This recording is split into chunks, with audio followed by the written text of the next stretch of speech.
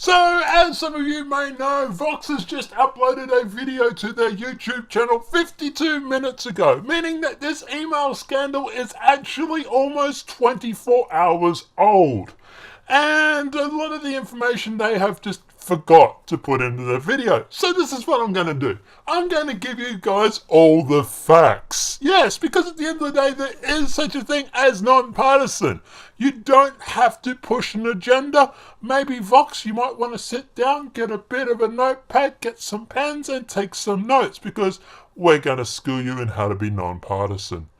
So the first thing that Vox forgot to tell you is this setup for this whole meeting was a little bit weird in itself. The first thing, guys, is that the lawyer, the female lawyer that Vox actually mentioned, got a phone call from some random guy to go to Trump Tower. Now, she's still, as at the moment, claimed that she doesn't know who this guy was. It was just some guy that actually went through and actually told her to go to the meeting. In fact, I'll let her tell you in her own words. That interview with Natalia Veselnitskaya, she tells a fascinating story about getting a phone call from a man she didn't know and being told to come to Trump Tower to meet with the Trump campaign. Now, another thing Vox forgot to mention is the fact that the lawyer was able to enter the USA on an expired visa. In fact, one of the Republicans is actually going through at the moment and trying to find out exactly when or why that happened. His name's actually Chuck Grassley, and he's actually going through finding out how she was able to enter the US for the Donald Trump Jr. meeting. Another thing they forgot to mention was the fact that she has also admitted she has no ties to the Kremlin. However, when you go through and watch the Vox article, it kind of implies that she does. Well, no, sorry to tell you guys, no matter how much you wanted to make her to be an agent or make her want to be something that she's not, she's not. She's just a lawyer.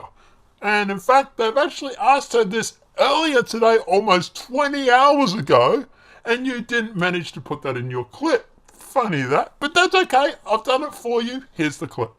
Have you ever worked for the Russian government? Do you have connections to the Russian government? Нет. No. Since this whole story broke, there's also a lot of other information that Vox did not include, so let's break that down. First thing that you will notice is that the Russian lawyer was actually sitting behind the Obama's ambassador to Russia. In this photo, she's actually sitting behind Michael McFaul at a Foreign Affairs Committee hearing 8 days after her meeting with Donald Trump Jr. Now, Mr. McFaul has been suspected of actually being a never-Trumper, but at the end of the day, we don't have any proof, so let's deal with just facts. Where she is actually sitting is next to Imran Agrover. I'm going to put the name on the screen. One of the Russians who set up Trump Jr.'s meeting with the Russian lawyer. Also, one thing that you know is that the lawyer is also tied to Fusion GPS, the firm behind the infamous discredited Pesquet dossier. And also another point is that this woman has actually attended an anti-Trump rally at least twice that we can see.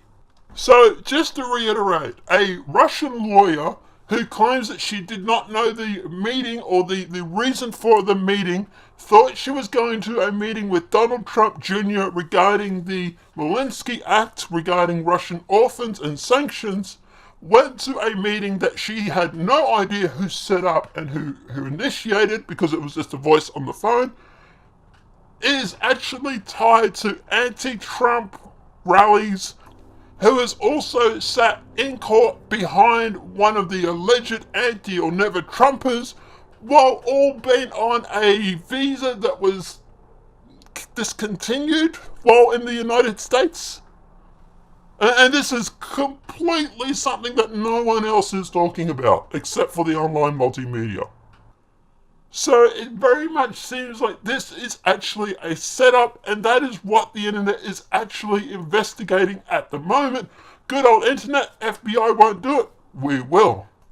Next, let's take a look at what they quickly flashed across the screen, because I actually had to pause the frame to find out what they were actually talking about. This law that they're actually talking about him breaking is the prohibition of contributions, donations, expenditure, independence. It's about contributions for your campaign. What?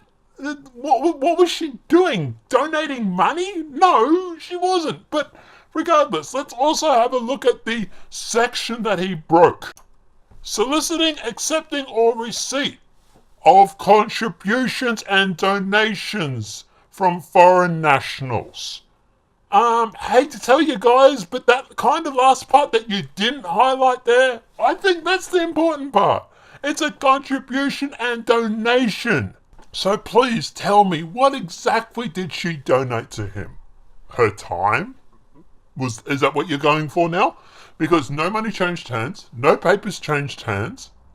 He went to the meeting, realised the meeting was a waste of time, and after 20 minutes turned around and left. And in fact, that's all that happened. However, if you want to talk about contributions and donations, well then let's talk about Hillary Clinton. Oh wait, you guys didn't talk about that either. Sorry, hang on. But that's okay. I've done your homework for you on that one too while we're at it. This is a Politico article. Yes, this is from Politico, one of the most trusted names in politics. And a Ukraine American operative who was consulting for the Democratic National Committee met with top officials in the Ukrainian embassy in Washington in an effort to expose ties between Trump, top campaign aide Paul Manafort, and Russia, according to people with direct knowledge of the situation. I'm going to leave that on the screen for you guys. You can go and check that one out too while you're at it. Yeah. Oh, funny, you didn't want to mention this now, did you? Now, I know what you're all going to think. You're going to be thinking, oh my God, this guy's a Trump supporter. No, actually, I don't really care if Trump or Hillary won the election. Granted, I think we're all safer that Trump won the election. If Hillary had won, we'd probably be all glowing in the dark by now.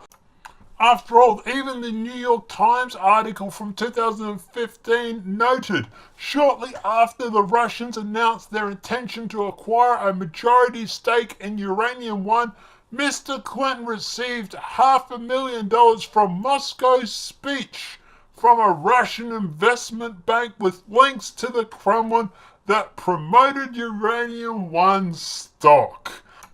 Not to mention all the other things and funny things that happened, like, for example, her smashing phones with a hammer, or wiping a server down with bleach bit, or anything along those lines.